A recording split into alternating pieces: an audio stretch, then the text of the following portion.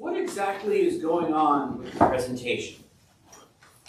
Luke looks at a number of different things that may be proper about this. They go as is customary under the law of Moses. They offer this. Every firstborn is to be offered unto the Lord. There are a number of explanations.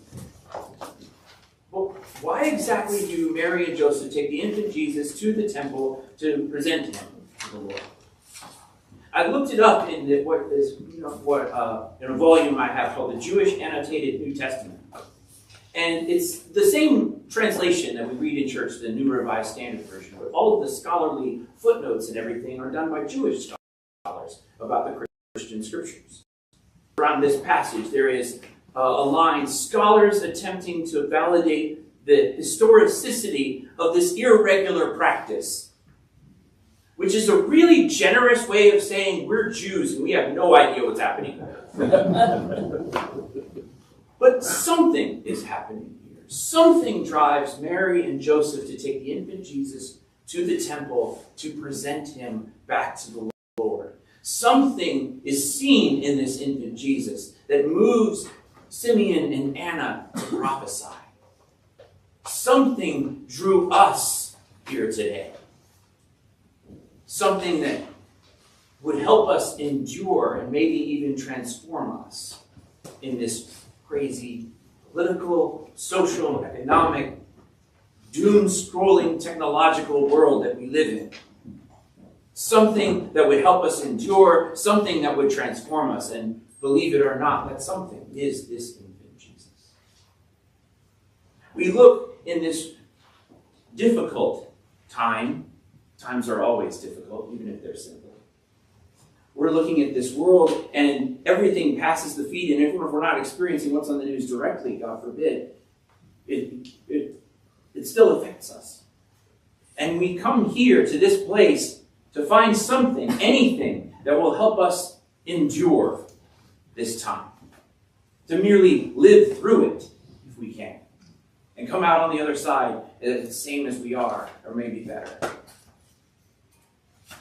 I look to the lives of the saints. You retreat to your childhood stories whenever you find stress, or at least I do. And when St. Clare, the great founder of the Poor Clares and collaborator with St. Francis, was sick and in recovery, she could envision the Mass that she was missing. And she could recall incredible details about what happened at the service that she couldn't attend because she saw it projected on the convent walls and could watch. She becomes the patron saint of television because of this. What we accomplished with YouTube, she was able to do just as a, post-medieval nun. But it was this seeking after the Mass that, in the Spirit, helped her. She was able to endure because she was able to see. She sought so much that she was able to see what she was seeking. And we do the same when we seek out Christ. We seek him so much that we're finally and forever able to see. And we are able to endure because, as in the letter to the Hebrews, we hear that we are able to endure. He was able to endure because he, having been tested, never failed. So he can help those who are tested, as we are. In seeking, we find. And what we're seeking, the something that helps us actually endure, the something that Mary and Joseph saw, the something that Simeon and Anna saw was Jesus. Claire can see him in the Mass, and so we come here to this place to seek Jesus, find him, and endure. But I don't know about you, but I'm not just looking to endure. No matter how difficult the time is, no matter what the time is, whatever we happen to be experiencing, I'm not looking to simply endure. I'm looking to be transformed. I'm looking to be changed, to rise above circumstance and change. I'm looking to be something more than myself. And so I'm seeking something that's going to change me. I mean, after all, even in enduring, Malachi says, who could stand? Who could endure the refiner's fire? Only that which is able to be transformed by the presence of God. willing to be changed by fuller's soap and refiner's fire. Even if we want to endure, we must be open to being transformed. Ignacio, who would become the great Saint Ignatius, we retreat to the stories of our youth, wanted to be famous. And being famous in his day meant going out to war, so he became a soldier. And in his first battle, he got his legs blown out from under him. And he opted for the more painful surgery that would preserve the shape of his calf, because in Spanish courtly life, your calves were all that mattered when you bowed. He was arrogant and vain, and sat in recovery with 2 books, the Holy Scriptures and the Lives of the Saints. We retreat to the stories of our youth.